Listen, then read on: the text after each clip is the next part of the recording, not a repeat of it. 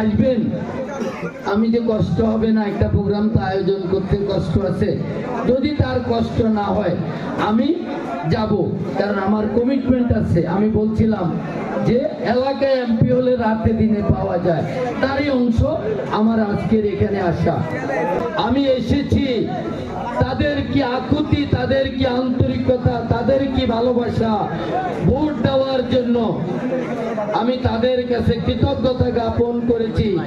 তারা তাদের মূল্যবান ভোট দিয়ে আমাকে মহান জাতীয় সংসদে আপনাদের কথা বলার জন্য পাঠিয়েছে।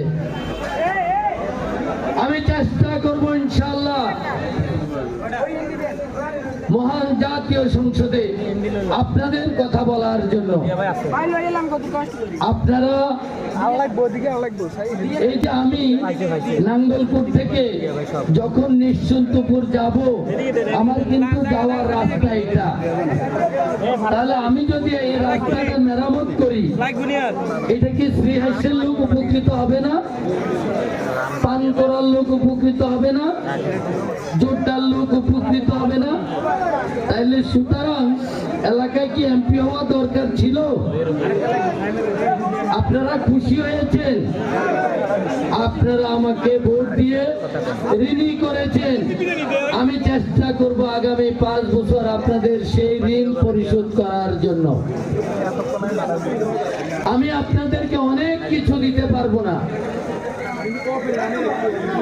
দামি বাড়ি, দামি গাড়ি, সোনা দানা, অনেক কিছু দিতে পারবো না।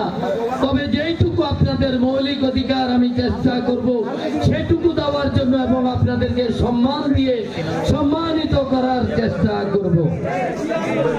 আমি নাঙ্গলকোটে দল বল নির্বিশেষে সহ অবস্থানের ব্যবস্থা করব।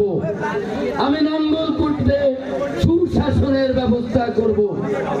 আমি সম্মানী লোককে সম্মান দেওয়ার চেষ্টা করব। আমি কোন সম্মানী লোক যেন অসম্মানিত না হয় সে ব্যাপারে আমি সদা সচেষ্ট থাকব।